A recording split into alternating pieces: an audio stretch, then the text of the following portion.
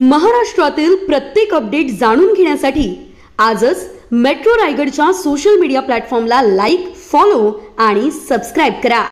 सत्यवानाचे प्राण मृत्यूची देवता यमराजाकडून परत आणणाऱ्या सावित्रीचा आजचा दिवस।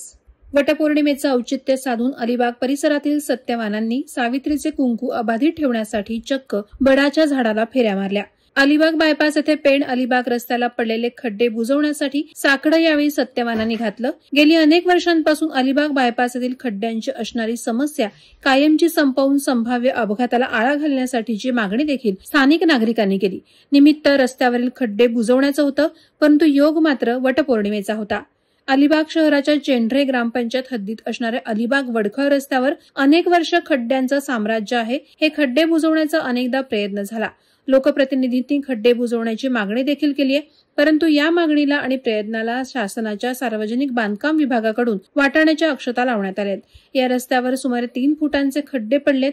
पाऊस असल्यावर या खड्ड्यांमध्ये पाणी साचून येथे तळ तयार होतं। याचा नाहकचा फटका वाहन चालकांना बसत आहे।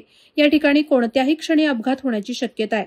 लोकप्रतिनिधी आणि सार्वजनिक बांधकाम विभागाचे दुर्लक्ष होत असल्याने संभाव्य अपघात टाळण्यासाठी स्थानिक तरुणांनीच गांधीगिरीचा पर्याय निवडला। या तरुणांनी वटपौर्णिमेच्या दिवशी शासनाचं लक्ष वेधलंय। तरुणांनी रस्त्यात पडलेल्या खड्ड्यात वडाचं झाड लावून विधिवत पूजा करून वडाला फेऱ्या मारल्या। या दरम्यान त्या तरुणांनी वाहन चालकांचे प्राण वाचवण्याचे साकडे घालून अधिकारी वर्गाला सद्बुद्धी देण्याची विनवणी केली। तरुणांनी केलेला हा प्रकार पाहून वाहन चालकांनी आणि नागरिकांनी त्यांना साथ दिली। सावित्रीने सत्यवानाचे प्राण मृत्यूच्या देवतेकडून परत आणण्यासाठी यशस्वी प्रयत्न केल्याची पौराणिक कथा आहे। मंगळवारी वटपौर्णिमेच्या दिवशी सत्यवानांनी सावित्रीचं कुंकू अबाधित राहू दे असं साकडं घातल्याचे अलिबाग वडखळ रस्त्यात पाहावयास मिळाले। Subscribe now and press the bell icon. Never miss an update.